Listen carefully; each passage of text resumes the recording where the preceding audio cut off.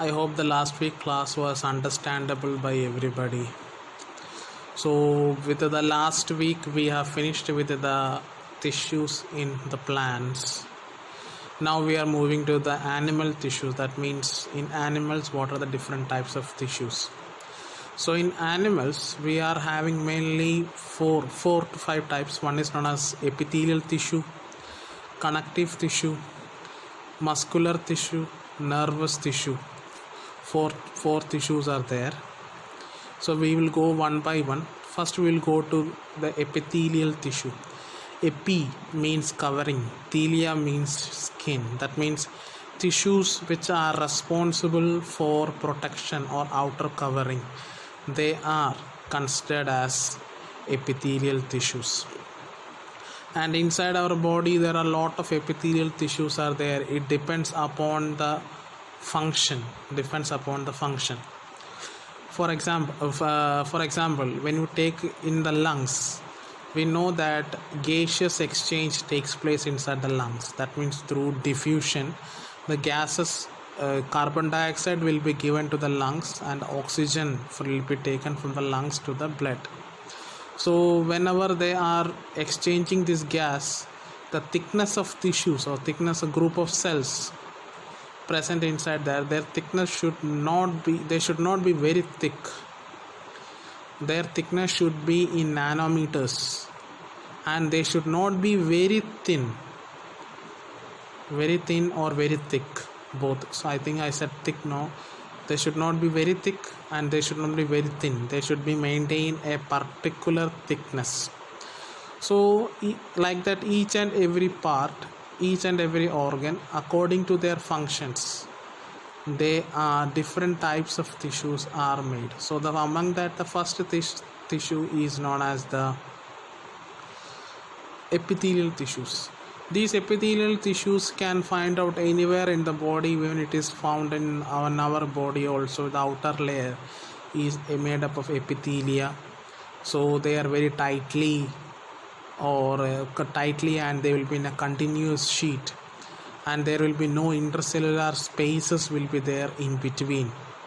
Since it is a protection, so they can't, and they form a barrier between the organism, the inner environment and the outer environment of the organism. So according to the function and according to their thickness, these epithelial tissues are divided into four: squamous, cuboidal, columnar and stratified. So in my notes I have given granular also, like tissue I have mentioned there. When you go through that, we can see that word. So whatever it is known as the tissues, that is whether it is squamous, cuboidal, columnar and stratified, it is very easy to remember. For example, the tissue that is present inside our mouth, that means inside this cheek buccal cavity, those particular tissues are squamous epithelial tissues. That means these tissues are flat and very simple.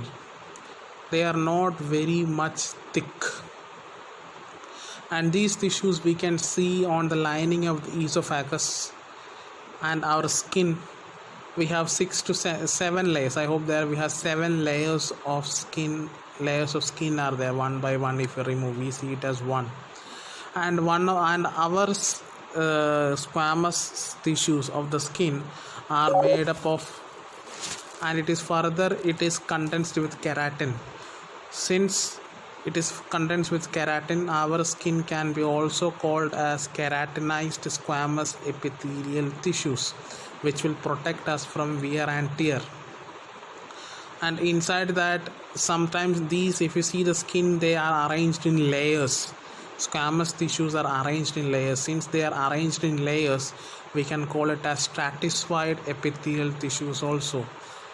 In both the ways, if the squamous epithelial tissues are arranged in layer, which we call as stratified epithelial tissues, with the presence and absence of keratin, we can call it as keratinized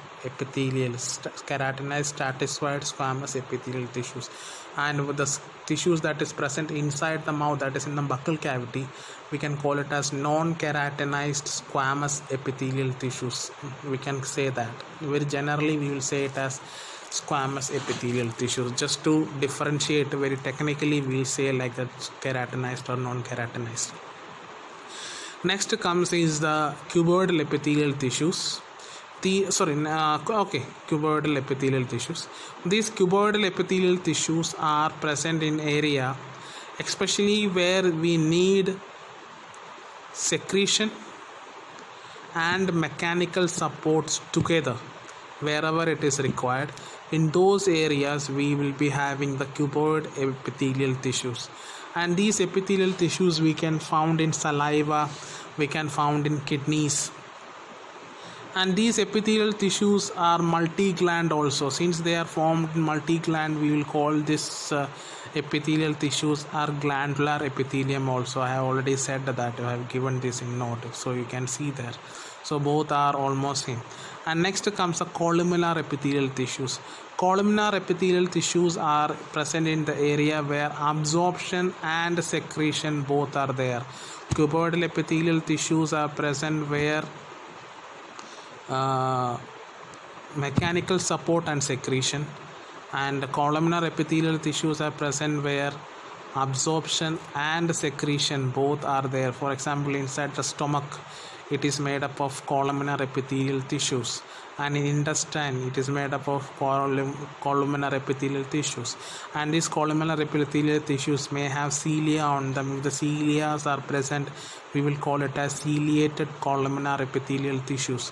So these tissues are present inside our small intestine. It is present inside our in the fallopian tubules, which makes this egg ovum to move from one place, from the fallopian tubules to the uterus. They are helping. So these are the main type of epithelial tissues present inside our body. And inside the lung, where the gaseous exchanges are taking place, those areas we are having the simple squamous epithelial tissues. And the glands which secretes, they are made up of cuboidal epithelial tissues. So these are the main thing. They're very simple to understand. According to the function, you can understand the type of tissues. And along with this, I have given one homework chart, something to do of plant tissues I have given. Please do it as a homework and do it in your notebook. So whenever the school opens, we will have a discussion. We will have a correction of it. And if you have any doubt from that, please put a message wherever I am posting this video. Thank you. We have discussed about the tissues in animals. So I hope you all have understood the last class. Today this week we are going to this connective tissue in animals. And why it is called as connective tissue? Because these tissues connects many things together, many different things together for do a specific function. That is why it is called as connective tissue. And if you are coming to the types of connective tissue, there are mainly 3 types of connective tissues are there. One is a specialized connective tissue in which blood, bones and other things are coming. Then we are having the loose connective tissue. Mainly these are the 2.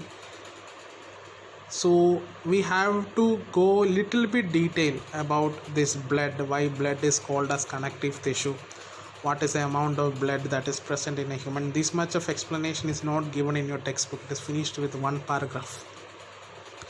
So if you see the blood is known as a connective tissue because it connects various body tissues and its organs together by bringing. That means it connects many things. It connects with oxygen, it connects with hormones, it connects with nutrients, it connects with blood corpuscles, many things. And in average, the total amount of blood that is present inside a adult, it is somewhere around, rough figure, it is about 60 milliliters per kilogram of the body weight. It is somewhere, that means it is around 6 liters in male and 5 liters in female. 5 to 6, 6 to 7 liters in male and 5 to 6 liters in female. And if you are seeing the different components of the whole blood, when we take the whole blood, the blood is having three parts, which is, first is called as a plasma, second one is a puffy coat, and third one is for the platelets and erythrocytes, which is together called as the formed elements. So plasma part of the blood is responsible for carrying the nutrients, and platelets are responsible for the blood clotting. Erythrocytes is responsible for carrying oxygen, and leukocytes is responsible for the body defense. And how we are getting these three distinct forms, that means they will withdraw the blood through a syringe and they will spun it in centrifuge. So when they are spun in centrifuge, according to the weight, it will settle down. So we will be getting three parts. Apart from that, this plasma part of the blood is a fluid. It is a fluid part of blood, and it is in which all the formed elements are suspended. And serum is a part of the blood where plasma minus fibrinogen means clotting factors, especially platelets. If we remove fibrinogen or platelets from the plasma, then it is called as serum. So both of them are having clinical importance. And next, if you are asking what are these formed elements, these are the formed elements that is present inside the blood. That is erythrocytes, otherwise we'll call it as the red blood cells. Shape is biconcave in nature. It will be having 4 to 6 million inside the blood. It is responsible for the transport of carbon dioxide and oxygen. And next comes is the leukocytes, spherical, nucleated, somewhere around 400 to 4000 to 10,000 in per millimeter cube. And these leukocytes are further divided into two, granulocytes and agranulocytes. Granulocytes means which are having small granules inside that will be having three are there. What is neutrophil, eosinophil and basophil. These neutrophils are bilobed and they are phagocytic in nature. Eosinophils are also bilobed nucleus. They have the capacity to kill bacteria, and eosinophil is the one among the leukocyte which will be more common during the time of infection. Next one is basophils. They are also bilobed, but they are having a very big granules to the middle, and these are also anti-inflammatory. So whenever the cell is required, they also do the function of phagocytosis. Then when we are coming to the agranulocytes, we are having lymphocytes and monocytes. Lymphocytes are spherical in tint, pale blue in color, and they are responsible for the immunity, body defense. And monocytes, which are having kidney shaped nucleus and which is responsible for the phagocytosis. Next and the last one, that is known as the platelets. So they are discoid in shape, somewhere around 150,000 to 400,000 is there. So they are responsible for the clotting factor. So these are the main things that is present inside the blood. This table you can keep with you. It will be helpful in many occasions. In many occasions it will be helpful. Next one, that is a bone and a cartilage. So this is the structure of a bone cell. So bone cell is the hardest connective tissue that is present in our body. So the bone cells are made up of collagen, calcium, which is given strength. So maximum it will be of calcium and phosphorus. They are made up of calcium and phosphorus, and each bone cells of the bone are known as osteocyte. Osteos means bone, sites means cell. They are present inside a lacuna. Lacuna means a small area where they secreted by the matrix. And there are cytoplasmic extensions in the bone cells, which we call it as the canaculae. Canaculae means network of canals, that's the meaning. And the spongy bones are surrounded with compact bones, and we can see osteons. Osteon, that means spiked areas inside the compact bone. And there will be capillaries, and nervous system passes through the central channel, which is known as the Havasian canal. There are central marrow, that means there are spongy tissues that is present inside the bone, which we call it as the bone marrow, from where the blood cells are originated. And because the RBCs, platelets and leukocytes originated from the bone marrow, that is why we call it as formed elements. So this is the structure of the bone. And next one comes is the cartilage. Cartilage is another connective tissue. It is consist of proteins and sugar. So cartilage is very, very important. So wherever the bones can't join, their cartilages plays a very important role. For example, in trachea, nose, ears, larynx, in between the bones there are. So if there is a connection between two bones, that particular connective tissue is known as the ligament, which is elastic. And where the muscle and the bones are connected, that particular connective tissue is known as tendon. And tendon is a fibrous connective tissue which is having great strength. So here I have given the difference between the bone and cartilage, the same thing, but it is very much important.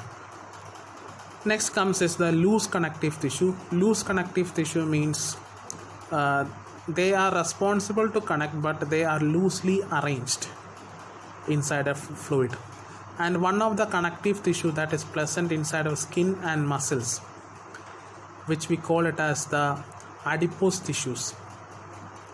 Adipose tissue is a connective tissue which is responsible for store fat. So storage of fat will help for function as an insulator, and it will protect the organs from wear and tear. And these areolar connective tissues are mainly found in between the skin and muscles, and the space between them will be filled with fluid. Tissue spaces between them have different organs filled with fluid, and underlying muscles will be there. So they give much of the internal support. So these are the connective tissues that is present inside our body. So please go through this very clearly, because there are a lot of terms which you are studying for the first time. It comes inside this, especially in the bone and cartilage. So if you have any doubt from this, you can comment me, or if you don't understand any word meaning, or if you don't understand anything, please revert me back. Then you read the textbook, so that a single paragraph that is written inside the textbook, not in single paragraph, 3-4 paragraphs, the connective tissue will be clear to you. Thank you. Hi all, I hope all are fine. So we are moving to the last part of the chapter tissues. So there are 2 more tissues are balanced to discuss. One is muscles and another muscle tissue, and another one is the nervous tissue. So when we discuss these 2, this chapter will be over, and I have given some question answers also, so you can go through these question answers, and you can copy this in notebook.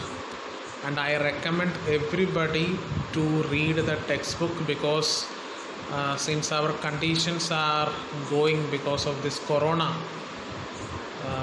So most of the times we don't know till how long we will go like with this virtual classes. So I request all of you must read the textbook. First you go through the notes, then you read the textbook, or first you read the textbook and understand, then go through the notes as your favorable. Which one you are comfortable, you can do it. But I recommend everybody to go through the textbook and find out what is there, any doubts or any things which are important, and the main important things are concepts. Please don't try to by heart. Try to understand what is it and study so that you will remember for a longer time. Otherwise you will forget. For the exam sake you will be doing, and after that you will forget. Then where it is necessary, it is coming, you will not remember it. So understand and study. Take some time and read. And these question answers and whatever I have given in sentences, these you can use as your note. Further you don't want any notes to be done, so both of them you can use. So we will move to the muscles. So muscles are also a type of tissue that is present in our body, and the role of muscles is movement. Bones are responsible, that is skeleton are responsible for the framework, and muscles are responsible for the movement. That means if the muscles don't move, the bones can't move. So because bones are very hard, muscles makes the bones move. With the help of muscle and with the help of joints, our movements are possible. So the muscle cells are normally known as myocytes. So inside these muscles there are two main proteins are there, actin and myosin. These are the main proteins that is present inside the muscle, that is responsible for the movement of the muscles, which makes the bone to move, because muscles to bones are attached by tendons. So when the muscles move, the tendons are attached to that so that it will move. Then there are three types of muscles are there according to the striation. Striation means there are two types, striated and non-striated, and there are three kinds of muscles under that. That is called as the smooth muscles, skeletal muscles and cardiac muscles. And first we have to know why they are known as striated and non-striated. The word striated means on these muscles there will be some lines, dark and light bands. These dark and light bands are because of actin and myosin. So actin and myosin will be rich. So those muscles are known as striated muscles. And unstriated muscles means which don't have any lines on it. And on this basis we can again divide the muscles which are having lines. They are under our control. That means they are voluntary in action.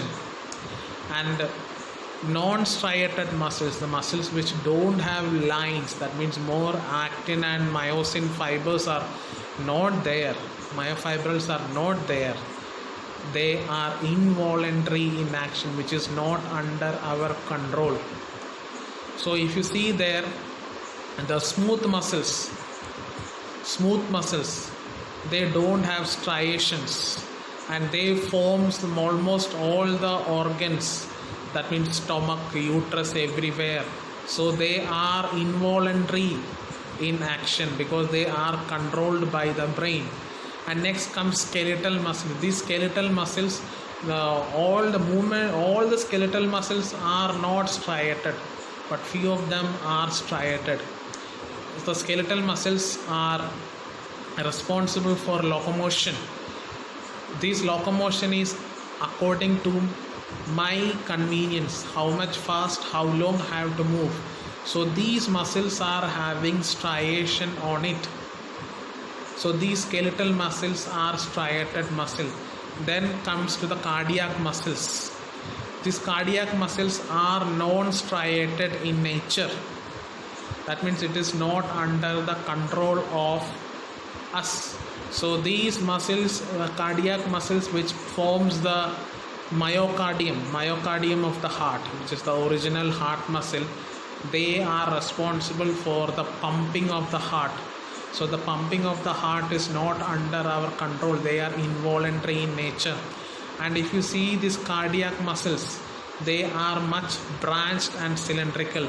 Same way the smooth muscles also. And these smooth muscles, they will be having a single nucleus, and the cells are spindle shaped, and the skeletal muscles are cylindrical, and they have many nucleus inside that. And cardiac muscles are also cylindrical and branched, and they have overlapping structures we can see inside them. So they are responsible for the functioning, for the pumping of the heart. And when you see these cardiac muscles, they are having more mitochondria because they need more energy for pumping. So because of these reasons, muscles are divided into three. According to that function, that striation and non-striation, they are divided into three, that is smooth muscle, skeletal muscle and cardiac muscle. So according to the function of the muscle, we can say whether they are striated or non-striated. The next one, which is called as the nervous tissue or nervous tissue system, which is responsible for the carrying of messages from one part of the body towards the other. That means we are having two parts. Central nervous system is there, peripheral nervous system is there. Central nervous system includes brain and spinal cord. They are the masters, they control everything. And the peripheral nervous system includes motor neurons and their accessory parts, which are responsible for carrying the messages from the organ or from the site of origin to the spinal cord, and a decision will be taken and it will be taken back. So these are known as nervous system. These are the main functions of the nervous tissue. And if you see a neuron, that means one nerve is made up of millions of neurons, and these neurons are having a specific structure. This is the structure of the neurons. These neurons are looking like a tree. That means they have a root, stem and the branches. Same way, according to this, these neurons are divided into three parts. The one is the head. That means where the nucleus and the other areas or dendrites are present. And the middle part where you are having that yellow color covering, which we call it as the axon. And the last part, which is having the branches, we call it as axon terminal. And what are the importance of these three parts? The head part, when you look into this head part, the head is having a nucleus, and this nucleus itself are having some branches. Those branches are known as dendrites. Otherwise, dendrites means little trees. These dendrites are responsible to receive the message, and it will pass through the nucleus and it will reach to the axon. When it reaches to the axon, if the message has to pass very quickly and fast, that means within microseconds or nanoseconds, these axons must be covered with a sheath known as myelin sheath. A covering should be there. If this myelin sheath is present, the message will move very fast. And if this myelin sheath is absent, the message will move slowly. Slowly means it will not take hours That 0.1 nanoseconds may take into 0.2 nanoseconds, that's all. And this will be given to the axon terminal, and this axon terminal will be attached to another dendrite or by a muscle which can do the function according to the informations they are given. So these myelin sheaths, whatever it is present on this, they are generally made up of Schwann cells, and these myelin sheaths are very lipidy and very tough, so that it gives an extra cover to the axon. And in between the two myelin sheaths, there is a gap is there, which is known as the node of Ranvier. And because of that gap only, the messages are transferring very fast, because of the sodium and potassium ions, they are transferring very fast. So these are the main structure of neuron. Many such neurons makes one nerve. So if all the neurons are having myelin sheath, that particular nerve will carry messages very fast. For example, sensory neurons, which is attached to the sense organs, they all are myelinated, because they have to carry the message as early as possible. They will convey, many of these neurons will make a many of the nerves will make a nervous system, and all these nerves will be directly attached to the spinal cord, and spinal cord will be conveyed this message to the brain, which controls everything. So these are the main tissues that is present inside our body. So I have given the notes also. You can go through the notes, and if there is any doubt, please comment below wherever I am posting this video. Thank you.